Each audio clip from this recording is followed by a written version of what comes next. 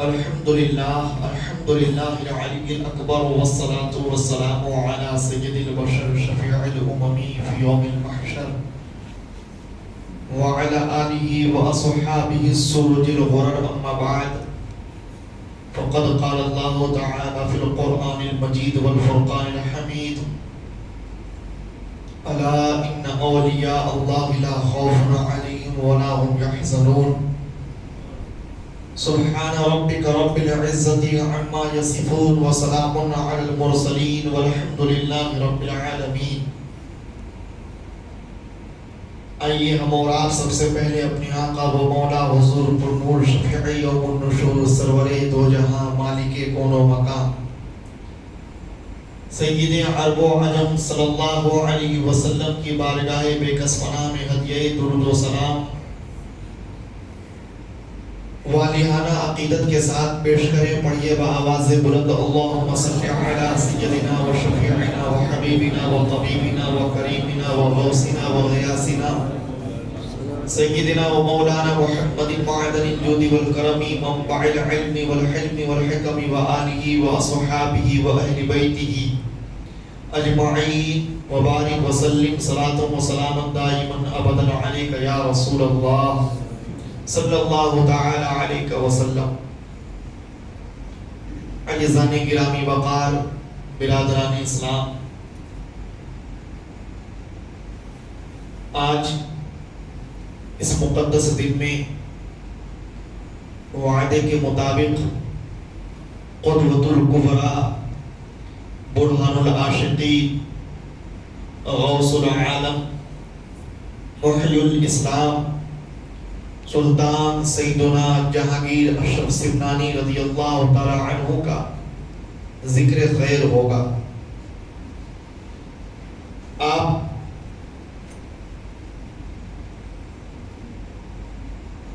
بارہ سال تک پنڈوا میں اپنے مرشد گرامی قطب العالم شیخ علاء الحق پنڈوی رضی اللہ تعالی عنہ کی بابرکت صحبت میں تزکیہ نفس اور ریاضت و مجاہدہ فرماتے رہے. 12 سال تک آپ نے اپنے مرشد کی خدمت کی اور مرشد نے آپ کو سلوک و معرفت کے تمام مدارج اور مراتب کی تکمیل کروائی. آپ کو ولایت کبریٰ کے مقام پر فائز کیا اور 12 سال کی خدمت کے بعد 12 سال تک اپنی بارگاہ سے فیضیاب کرنے کے بعد 12 سال تک اس آفتاب کو انتہائی زیادہ تابناک اور منور بنانے کے بعد آپ نے یہ حکم دیا کہ اے فرزند ارجمند، اپنے آپ کو جون پور کی ولایت نصیب کر رہا ہوں اور کچھوچھا مقدسہ آپ کی آخری قیام گاہ ہوگی.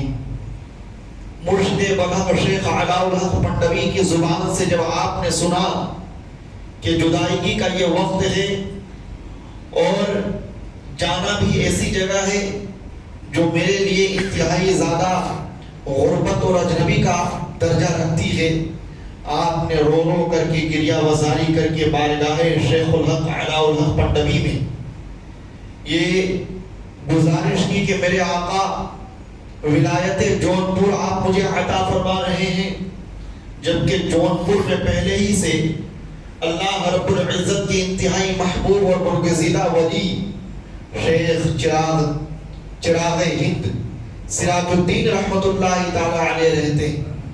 میں وہاں جاؤں گا، میں ان کے دیار میں اپنے قدم کیسے جمع پاؤں گا؟ حضور علاء الحق پنڈوی نے کہا تمہیں وہیں جانا ہے جون پور کی سرزمین پر، اور تمہیں کچھوچھا مقدسہ ہی کو اپنا دار السلطنت، اپنا دار الولایت بنانا ہے. تم وہاں جاؤ، اللہ رب العزت شیخ چراغ ہند کے مقابلے میں تمہیں ایک ایسا فرزند عطا فرمائے گا جو تمہارے تمام کام خود بخود آسان کر دے گا. آپ اپنے مرشد بلند سے اجازت لینے کے بعد میں پنڈوا سے نکلتے ہیں اور نکلتے ہوئے منیر بہار شریف میں پہنچتے ہیں. آپ جب پنڈوا سے روانہ ہوئے تو آپ کے ساتھ میں گھوڑے اور انتہائی خوبصورت لباس میں ملبوس، شاہانہ انداز میں ملبوس فقراء اور مساکین تھے، جو دیکھنے میں لگتے تھے کہ جیسے کوئی شاہی سفر آگا، کوئی شاہانہ کرو فر کے ساتھ ایک سفر ہو رہا ہو، شاہانہ مجاز و انداز کے ساتھ کوئی سفر ہو رہا ہو۔ جیسے آپ منیر شریف میں پہنچتے ہیں، بہار شریف کی سرزمین پر قدم رکھتے ہیں، وہاں بہت بڑے اللہ کے ولی شیخ سراج الدین تشریف فرماتے، شیخ شمس الدین اودھی رحمۃ اللہ تعالی علیہ وہاں تشریف فرماتے، بہت بڑے اللہ کے ولی تھے۔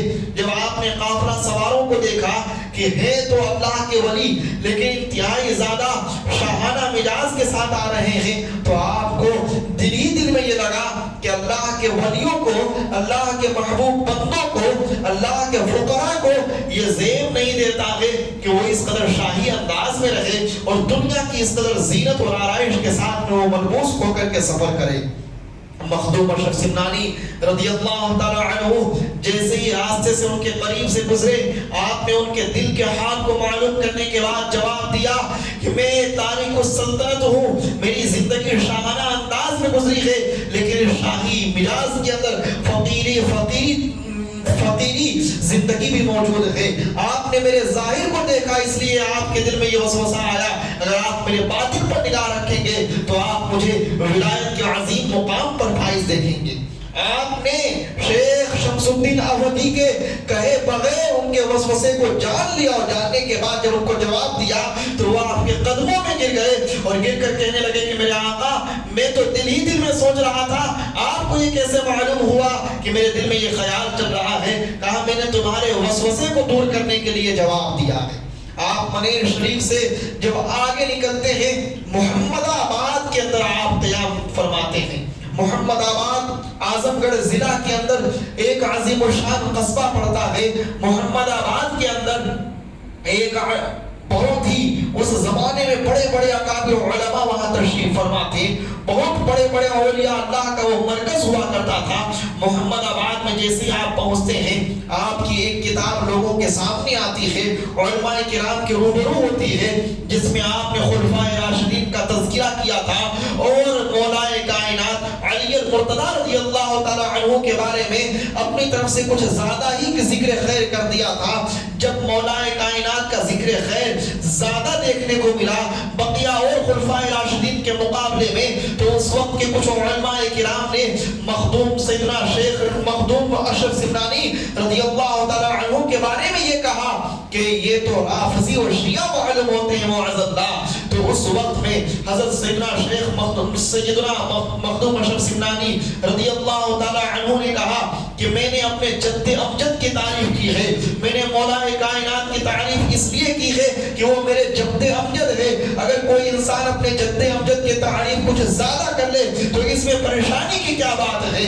آپ کا یہ جواب سننے کے بعد میں اس وقت کے ایک بہت بڑے عالم ربانی نے آپ کے اس جواب کی تائید فرمائی، اور محمد آباد کے اندر جتنے بھی علماء کرام آپ سے حسد میں مبتلا ہو گئے تھے، سب کے سب آپ کے قدموں میں جا کر کے نثار ہو گئے۔ محمد آباد سے مخدوم اشرف جہانگیر سمنانی رضی اللہ تعالی عنہ کا یہ سفر ظفر آباد کی طرف جاتا ہے۔ ظفر آباد میں اس وقت تشریف فرما تھے حضرت چراغ ہند رضی اللہ تعالی عنہ اور مخدوم جہانیاں جہاں گشت رضی اللہ تعالی عنہ کے بہت سارے مریدین معتقدین متوسلین ظفر آباد میں رہا کرتے تھے۔ ظفر آباد کی سرزمین پر جب آپ پہنچتے ہیں تو ظفر آباد کے اندر آپ کی خوبصورتی، آپ کی ولایت، آپ کی کرامت، آپ کی شرافت کا چرچا عام ہونے لگا۔ رب تعالیٰ نے لوگوں کے دلوں میں آپ کی محبت ڈال دی، لوگ آپ کی طرف جوق در جوق آنے لگے۔ آپ کی اس مقبولیت کو دیکھنے کے بعد میں اس وقت جو وہاں علماء اور اس وقت جو زمانے کے بڑے بڑے لوگ تھے ان کے دل میں تھوڑی سی جلن پیدا ہو گئی کہ آپ پہلے تو لوگ میرے پاس آیا کرتے تھے، اب یہ آنے والے نئے چہرے والے کے پاس جا رہے ہیں۔ تو حضرت مخدوم اشرف جہانگیر سمنانی رضی اللہ تعالی عنہ کے سامنے انہوں نے ایک مسخرہ اور مزاحیہ انداز میں ایک کھیل رچنے کی کوشش کی اور اس طرح سے آپ کو جھانسے میں لانے کی کوشش کی کہ ایک زندہ آدمی کو کفن پہنانے کے بعد میں حضرت حضرت مخدوم اشرف سمنانی کے پاس لے گئے اور کہا کہ حضور یہ انسان مردہ ہے، آپ اس کی نماز جنازہ پڑھا دیجئے۔ مخدوم اشرف سمنانی رضی اللہ تعالی عنہ یہ جانتے تھے کہ یہ زندہ ہے، لیکن آپ کی بارگاہ میں وہ لوگ اس لیے اس زندہ آدمی کو کفن پہنا کر کے لائے تھے کہ ہم آج جب یہ نماز جنازہ پڑھائیں گے اور جیسے ہی تکبیر کہیں گے یہ آدمی کھڑا ہو جائے گا اور کھڑے ہونے کے بعد میں کہے گا کہ حضرت میں اللہ کے فضل و کرم سے آپ کی کرامت سے زندہ ہو گیا ہوں، اور پہلے ہی سے لوگوں کو معلوم ہے کہ یہ مرا نہیں ہے، زندہ ہے۔ تو اس طرح سے مخدوم اشرف سمنانی رضی اللہ تعالی عنہ کی طرف جتنے لوگ مائل ہیں ان سے دور ہو جائیں گے۔ اس طرح سے پروپیگنڈا رچنے کے بعد ان کے پاس میں ایک زندہ آدمی کو کفن پہنا کر کے لے جایا جاتا ہے۔ مخدوم اشرف سمنانی رضی اللہ تعالی عنہ جانتے تھے اپنی کراماتی نگاہ سے کہ وہ زندہ ہے، اس لیے آپ منع کرتے رہے کہ تم مجھ سے نماز جنازہ مت پڑھواؤ، لیکن انہوں نے کہا نہیں حضرت آپ نماز جنازہ پڑھا دیجئے۔ اللہ اکبر، کتابوں میں لکھا ہے کہ جیسے ہی ظفر آباد کے سرزمین پر مخدوم اشرف جہانگیر سمنانی رضی اللہ تعالی عنہ نے آپ نے اللہ اکبر نماز جنازہ پڑھائی تو وہ انسان مردہ کا مردہ ہی رہا، دوبارہ کھڑا نہیں ہوا، یہاں تک کہ نماز جنازہ مکمل کروا دی۔ جو لوگ پروپیگنڈا کرنے والے تھے وہ حیرت میں پڑ گئے کہ اس کو تو کھڑا ہونا تھا، یہ کھڑا کیوں نہیں ہوا؟ انہوں نے مخدوم اشرف جہانگیر سمنانی کو کہا کہ حضور یہ تو آپ نے نماز جنازہ مکمل کروا دی۔ آپ نے کہا ہاں، جب تم میرے پاس لائے تھے تو اس وقت یہ زندہ تھا، جب میں نے اللہ اکبر کی صدائیں بلند کی تو اللہ رب العزت نے اس کی روح سلب کر لی، اس لیے کہ نماز جنازہ اس پر پڑھا جاتا ہے جو مردہ ہو، اس پر نہیں جو زندہ ہو۔ جب تم نے مجھ سے نماز جنازہ پڑھانے کو کہا تو یہ اگرچہ زندہ تھا، اللہ نے اس پر موت طاری کر دی ہے، اب یہ حشر کے دن ہی اٹھے گا۔ لوگوں نے جب آپ کی یہ زندہ کرامت دیکھی تو ظفر آباد کی سرزمین پر یہ شور برپا ہو جاتا ہے کہ مخدوم اشرف سمنانی بہت بڑے ولایت کے تاجدار ہیں، کرامت کے تاجدار ہیں، لوگ آپ کی خدمت میں جردوق آنے لگتے ہیں، یہاں تک کہ 1000 کے قریب لوگوں نے آپ سے بیعت و ارادت حاصل کیا اور آپ کے مریدین میں شامل ہوئے۔ وہیں سے آپ ظفر آباد کی سرزمین سے آپ نکل کر کے جون پور پہنچتے ہیں۔ جون پور میں اس زمانے میں سلطان ابراہیم شرقی کی حکومت تھی۔ سلطان ابراہیم شرقی یہ اللہ کے ولیوں کی خدمت کیا کرتے تھے، علماء نواز تھے۔ کوئی بھی عالم دین اگر جون پور کی سرزمین میں آتا اور وہ سلطان ابراہیم شرقی تک اس کی خبر پہنچتی تو سلطان ابراہیم شرقی اس کا بے انتہا اعزاز کیا فرماتے تھے، بے انتہا اس پر نوازش کیا کرتے تھے اور اس کو تحفہ تحائف دیا کرتے تھے۔ آپ جون پور کی سرزمین میں سلطان ابراہیم شرقی کی بنائی ہوئی جامع مسجد کے اندر پہنچتے ہیں۔ جیسے ہی لوگوں نے آپ کا چہرہ دیکھا، لوگ آپ کی طرف فدا ہونے لگے، لوگ آپ پر نثار ہونے لگے، یہاں تک کہ یہ خبر سلطان ابراہیم شرقی تک پہنچی۔ سلطان ابراہیم شرقی نے سوچا کہ میں بھی ان کی زیارت کرنا چاہتا ہوں، میں بھی ان سے ملاقات کرنا چاہتا ہوں۔ آپ کی صحبت میں اس وقت ایک بہت بڑے عالم دین قاضی شہاب الدین دولت آبادی رہا کرتے تھے۔ قاضی صاحب نے کہا کہ بادشاہ حضور آپ پہلے مجھے ہو کر آنے دیجئے، میں انہیں دیکھنا چاہتا ہوں، سنا ہوں کہ بہت بڑے سید زادے ہیں، بہت بڑے ولی کامل ہیں، اگر میں ان سے تسلی حاصل کر لوں گا اس کے بعد آپ جائیے گا۔ سلطان ابراہیم شرقی نے کہا ٹھیک ہے قاضی صاحب آپ جائیے۔ قاضی شہاب الدین دولت آبادی جیسے ہی آپ کے پاس پہنچتے ہیں، آپ کے چہرے کو دیکھ کر کے اس قدر متاثر ہوتے ہیں اور آپ کی باتوں کو سن کر کے اس قدر آپ پر جانثار ہو جاتے ہیں کہ آنے کے بعد سلطان ابراہیم شرقی سے کہتے ہیں کہ وہ تو کرامت کی چلتی پھرتی تصویر ہے، وہ تو بہت بڑے ولی کامل ہے، آپ کو ضرور ان کی خدمت میں جانا چاہیے۔ سلطان ابراہیم شرقی اسی وقت اپنے تمام شاہی دستوں کے ساتھ میں حضرت مخدوم اشرف جہانگیر سمنانی کی خدمت میں حاضر ہونے کو جاتا ہے۔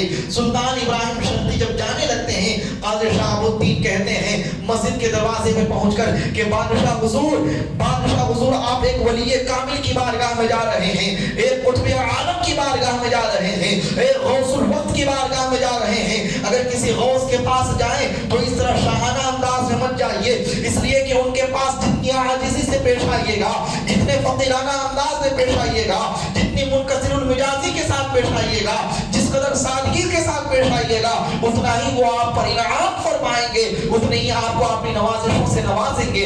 सुल्तान इब्राहिम शर्की अपने तमाम शाही दस्तों को मस्जिद के बाहर रोकता है, अपने तमाम लिबास को बदलता है। बदलने के बाद में उसने 20 अफराद की टोली मुंतखब की और 20 अफराद की टोली लेकर के वो मस्जिद के अंदर जाते हैं। और मस्जिद के अंदर जाने के बाद मखदूम अशरफ जहांगीर सिमनानी रज़ी अल्लाह तआला अन्हु की बारगाह में पहुंचते हैं। मखदूम पाक की सोहबत में बैठने के बाद उनका दिल इस कदर हजरत से मिल जाता है, उनके दिल में हजरत की मोहब्बत इतनी पैदा हो जाती है कि सुल्तान इब्राहिम शर्की ने अपने तमाम फर्जंदों को हजरत का मुरीद बनाया। कहा हुजूर मैं तो मखदूम जहां गश का मुरीद हो चुका हूं, लेकिन मेरी ये ख्वाहिश है कि मेरे जितने भी आलो अयाल हैं वो सब के सब आपके मुरीद हो जाएं। हज़रत मखदूम जहानिया के मुरीद सुल्तान इब्राहिम शर्की ने आपकी बारगाह में हाजिरी देने के बाद अपने तमाम शहजादों को आपका मुरीद बना दिया। और उसी वक्त आपके ये दिल में ख्याल आया सुल्तान इब्राहिम शर्की के कि एक मेरा लश्कर, मेरी फौज एक बहुत अजीम शान किले को फतह करने के लिए, किला-ए जन्नाता को फतह करने के लिए गई हुई है। अगर मखदूम पाक दुआ कर देंगे तो वो किला भी फतह हो जाएगा। आप ये तसव्वुर कर ही रहे थे कि मखदूम अशरफ जहांगीर सिमनानी ने अपने हाथ को बुलंद किया और कहा ए मेरे परवरदिगार, इब्राहिम शर्की की का ख्याल ये है, इब्राहिम शर्की का इरादा ये है कि तू इसे किला-ए जन्नाता अता फरमा दे। ए मेरे मौला तू इसे किला-ए जन्नाता अता फरमा। आनन फानन उसी लम्हा में खबर पहुंचती है कि अल्लाहु अकबर, किला-ए जन्नाता जो कई दिनों से फतह नहीं हो रहा था, मखदूम अशरफ के दुआ करने से आनन फानन फतह हो जाता है। सुल्तान इब्राहिम शर्की रज़ी अल्लाह तआला अन्हु आपके कदमों में गिर जाते हैं और आपकी ये करामत देख करके आपके शहदारी हो जाते हैं। उसके बाद आप जोधपुर की सरजमीन से रवाना होते हैं रूहाबाद की छोचा मुकद्दसा की तरफ। रूहाबाद की छोचा मुकद्दसा में पहले ही से मलिकुल उमरा हजरत महमूद वहां तशरीफ रखा करते थे। मलिकुल उमरा महमूद के पास हजरत मखदूम अशरफ जहांगीर सिमनानी पहुंचते हैं रूहाबाद में। आप उस जगह को तलाश करने में लग जाते हैं जिस जगह के बारे में शेख अलाउल हक मंडवी ने कहा था कि वो तुम्हारी आखिरी क़ियामगाह होगी। आप अपने मुरीद को भेजते हैं और देखने के लिए कहते हैं कि जाओ वो जगह तलाश करके आओ, और खुद भी निकलते हैं। आप जाने के बाद देखते हैं कि एक तालाब के किनारे एक ऊंचा सा टीला बना हुआ है और उस टीले ही के बारे में हजरत शेख अलाउल हक मंडवी ने कहा था कि वो तुम्हारी आखिरी क़यामगाह होगी। तुम जिंदगी की आखिरी लम्हात वहीं गुजारोगे, वहीं तुम्हारी कब्र अनवर होगी, वहीं तुम्हारी खानकाह बनेगी। आप देखते हैं कि उस टीला के ऊपर 500 जोगी दर्पण वहां बैठे हुए हैं और जोगी दर्पण के 500 चेले वहां पर बैठ करके बुत परस्ती कर रहे हैं। वो इतने बड़े बड़े खतरनाक जादूगर थे कि जो एक नजर में किसी को देखते थे तो जलाकर खाक कर देते थे। ऐसे लोग जहां पर कब्जा किए हुए हैं उस जगह के बारे में शेख अलाउल हक मंडवी ने कहा था कि वो मखदूम अशरफ जहांगीर सिमनानी रज़ी अल्लाह तआला अन्हु की कब्र अनवर वहां बनेगी, खानकाह वहां बनेगी। मखदूम अशरफ जहांगीर सिमनानी ने जब देखा कि 500 चेले चपाटों के साथ में जोगी दर्पण उस टीला पर, उस पहाड़ के चोटी पर बैठा हुआ है, तो आप खुद नहीं तशरीफ ले आते हैं बल्कि अपने एक मामूली मुरीद जमालुद्दीन को अपना असा देते हैं और अपना असा देने के बाद कहते हैं कि जाओ जोगी दर्पण को जाकर कहना कि वो यहाँ से अपनी शैतानियत के साथ में दूर चला जाए, इसलिए कि अब इस पर कब्जा मखदूम अशरफ सिमनानी का है। अल्लाह अकबर। जैसे ही आपके मुरीद जमालुद्दीन आपके असाए मुबारक को लेकर के वहां जाते हैं, जोगी दर्पण से कहते हैं कि मेरे शेख ने यह पैगाम दिया है कि तुम यहाँ से अपनी पूरी टोली को लेकर निकल जाओ, इसलिए कि अब इस सरजमीन पर अल्लाह की तौहीद की सदाएं बुलंद होगी और मेरे मुर्शिद मज़हब का चिल्ला बनेगा, यहीं पर हजरत की खानकाह बनेगी। जोगी दर्पण नाराज हो जाता है, आग बबूला हो जाता है, कहता है किसी के अंदर ये ताकत कैसे आ गई कि वो डायरेक्ट मुझे ये चैलेंज देने लगे और मेरे सामने ये बात रखे, मैं किसी की बात नहीं मानूंगा, हम यहीं पर बरसों से हैं और यहीं पर बरसों तक रहेंगे। जैसे ही जोगी दर्पण ने कहा नहीं तुम्हें यहाँ से जाना पड़ेगा, अगर तुम अपनी कितनी ही कुव्वत आजमा लो, अपने कितने ही जादू को आजमा लो, लेकिन तुम्हें यहाँ से निकलना है तो निकलना है।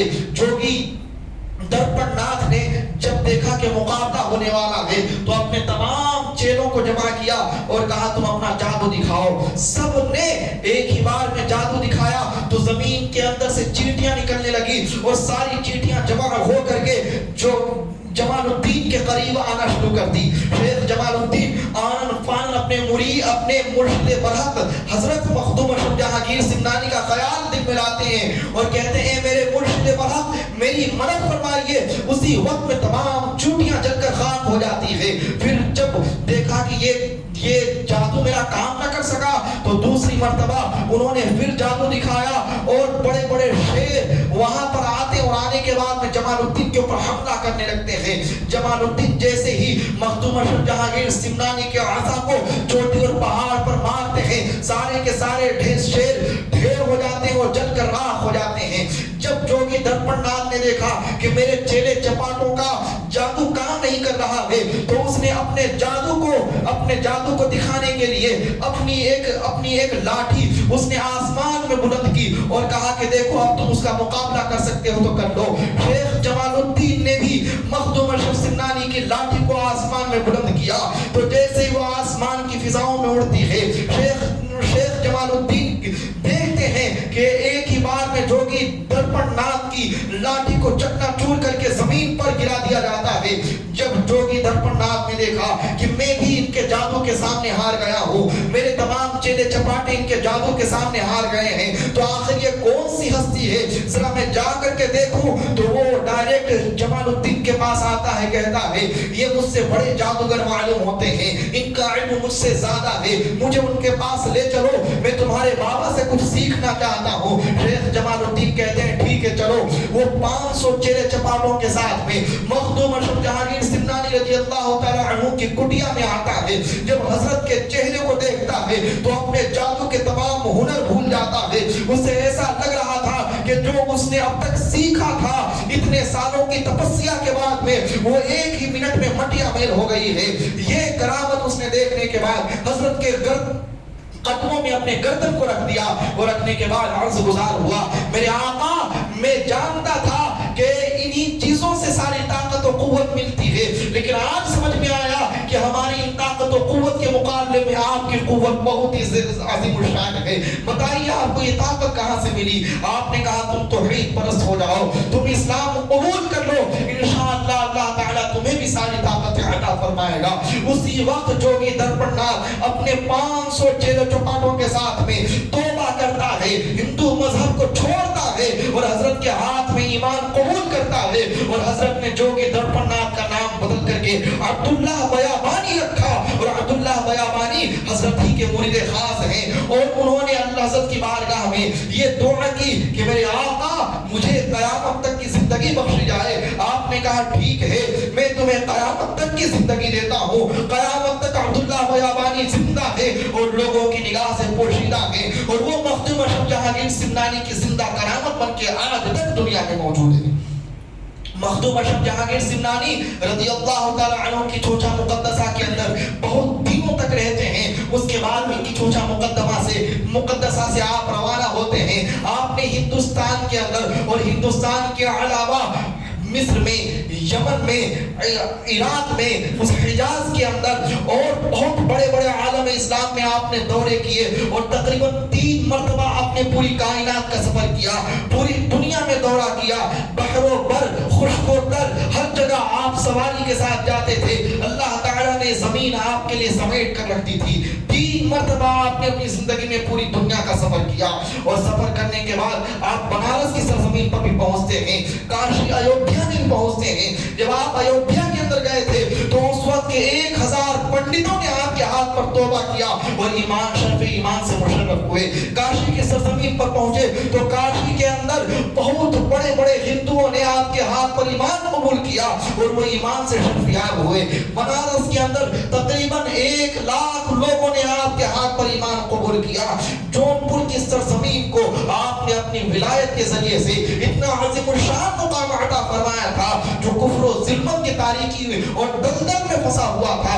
उस सरजमीन को आपने अपनी विलायत, अपनी करामत से इतना जगमगा दिया, इतना चमकदार बना दिया कि आज भी की चोचा मुक़द्दसा जो कुफ्र परस्ती और बुत परस्ती کا مرکز تھا اب وہ روحانیت کا مرکز ہو چکا ہے. آج بھی وہاں پر جو لوگ جاتے ہیں اللہ رب العزت ان پر بے پناہ لطف و کرم فرماتا ہے.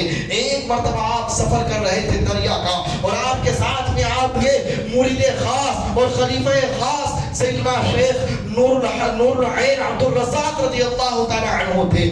خشکی کے ساتھ میں دریا کے راستے سے جب سفر کر رہے تھے تو دریا کے اندر گئے. ایک مرتبہ شیخ عبد الرزاق نور العین کے دل میں یہ خیال آیا کہ میں جب جب جاتا ہوں جو مجھے حاجت اور ضرورت پیش آتی ہے میرے مرشد آنن فانن وہ ضرورت پوری کر دیتے ہیں. آج بھوک زوروں کی لگی ہے اور اب تک یہ حاجت پوری نہیں ہوئی ہے. آپ حضرت عبد الرزاق نور العین یہ خیال ہی کر رہے ہوتے ہیں کہ اچانک سمندر کے اندر سے ایک جنات نمودار ہوتا ہے اور آ کر کہتا ہے میرے مرشد آئیے آج آپ کی مہمان نوازی کا موقع ہمیں عنایت فرمائے. عبد الرزاق نور العین نے عبد الرزاق نور العین کی طرف مسکراتے ہوئے دیکھا عبد الرزاق تمہیں بھوک لگی تھی اللہ رب العزت نے انتظام کر دیا. شیخ عبد الرزاق نور العین مسکرانے لگتے ہیں حضرت کی یہ کرامت دیکھ کر کے. اور جب آپ سمندر کے اندر ان جناتوں کی بڑی بڑی محلات میں جاتے ہیں تو جنات ہزاروں لاکھوں کی تعداد میں آپ کے ہاتھ پر مرید ہوتے ہیں اور وہ جنات آج تک سمندروں کے اندر موجود ہیں. تو مخدوم اشرف جہانگیر سمنانی رضی اللہ تعالی عنہ جنہوں نے بادشاہت سمنا کی چھوڑی تھی اللہ نے ان کی بادشاہت دریا کی روانی میں بھی قائم کر دی. اللہ نے ان کی بادشاہت زمین پر بھی قائم کر دی. اللہ نے ان کی بادشاہت سمندر کے پانی میں بھی قائم کر دی. جب تک سمندر میں پانی ہے اس وقت تک مخدوم اشرف جہانگیر سمنانی رضی اللہ تعالی عنہ کا فیض زندہ ہے. اس لیے کہ وہاں پر موجود بڑے بڑے اجنہ جو ایمان والے ہیں وہ حضرت ہی کی ہاتھ پر بیعت سے ہاتھ پر مرید ہوئے اور حضرت ہی کے ہاتھ پر بیعت ہو کر کے انہوں نے اپنے ایمان کو زندہ اور تازہ کیا. اللہ رب العزت مخدوم اشرف جہانگیر سمنانی رضی اللہ تعالی عنہ کا فیض ہم سب پر قیامت تک برسائے اور ان کے دامن اقدس سے خوب وابستگی عطا فرمائے اور ان کی عنایت ان کی توجہات ان کی بے پناہ روحانیت اور ان کے زبردست الطاف و انعام سے ہم سب کو قیامت تک سرفراز رکھے. وما علینا الا البلاغ المبین. السلام علیکم ورحمۃ اللہ تعالی وبرکاتہ.